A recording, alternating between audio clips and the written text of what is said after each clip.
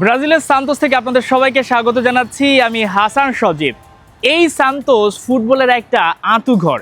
এখানে আপনি এই ভিলা বেলমোরোতে আসলে যেমন ফুটবলের পুরনো ইতিহাস পাবেন, সেই সঙ্গে এখানে প্রত্যেকটা রেস্টুরেন্টে ঢুকলেই যেন মনে হবে আপনি ইতিহাসের মধ্যে ডুবে গেছেন। আমার পেছনে একটা রেস্টুরেন্ট দেখতে পাচ্ছেন, যেখানে আমি ঢুকেই রীতিমতো অবাক হয়ে গিয়েছে। এখানে শুধুমাত্র আপনি রেস্টুরেন্টে খাবারই খাবেন না, যেন ইতিহাসকে গিলে গিলে খাবেন এবং ফুটবলের মধ্যে আপনি লিটারেলি ডুবে যাবেন। কি নাই এখানে এখানে আমি ঢুকেই দেখতে পেয়েছি সান্তোস ফুটবল ক্লাবের যে সবার প্রথমে যে বাসটা ছিল, সেই বাসের ছবিটা এখনো এখানে রেখে দেওয়া আছে পেলে, নেইমার থেকে শুরু করে রবিনহো। অর্থাৎ এই সান্তোস কিংবা ব্রাজিলের ফুটবলের যারা লেজেন্ড রয়েছেন তাদের অনেক ছবি রয়েছে, অনেক মুহূর্ত রয়েছে, যেটা হয়তো বা অনেক জায়গায় পাওয়া যাবে না। কিন্তু আপনি রেস্টুরেন্টগুলোতে ঢুকলেই সেই ফিলটা পাবেন যে ব্রাজিল আসলে কেন ফুটবলের দেশ বলা হয়, কেন আসলে তারা ফুটবলটাকে অনেকটা ধর্ম হিসেবে মানে। ফুটবলটাই তাদের ঘুম থেকে ওঠা থেকে শুরু করে ঘুমানো যাওয়া পর্যন্ত সবখানে বিরাজ করে। আমি ঠিক যখন এই রেস্টুরেন্টের ভিতরে গেলাম, আরও বেশ কিছু ব্যাপার আমাকে একটু চমকে দিয়েছে।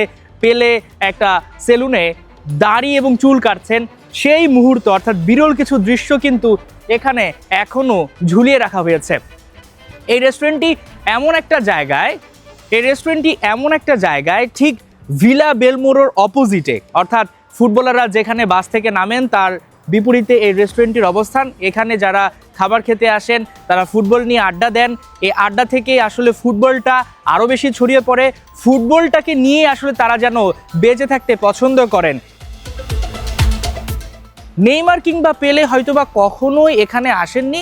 যতদূর জানতে পেরেছি আজ থেকে প্রায় 30 বছর আগে এটা একটা খুব সম্ভবত গাড়ির গ্যারেজ ছিল, যেই সময়টা আসলে হয়তোবা লেজেন্ডরা ফুটবল খেলতেন।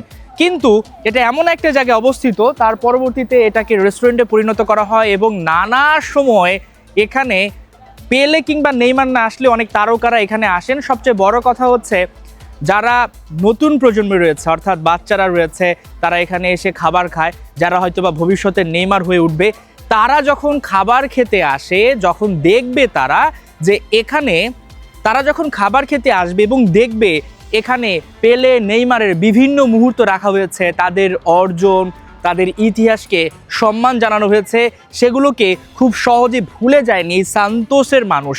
তারা শুধুমাত্র এই খাবারটাই বিক্রি করে না, তারা ফুটবলের ইতিহাস ঐতিহ্যকেও ধারণ করে। তখন কিন্তু তাদের মাথায় ঢুকে যাবে নিজেকে ওই জায়গায় দেখার একটা ক্ষুধা তৈরি হবে। ফুটবলটাকে সান্তোস ঠিক এভাবেই ছড়িয়ে দিতে চায়। এখানকার মানুষ ফুটবলটাকে কতটুকু ভালোবাসলে সেটা রেস্টুরেন্টেও সব জায়গায় ইতিহাস ঐতিহ্যকে ধারণ করে।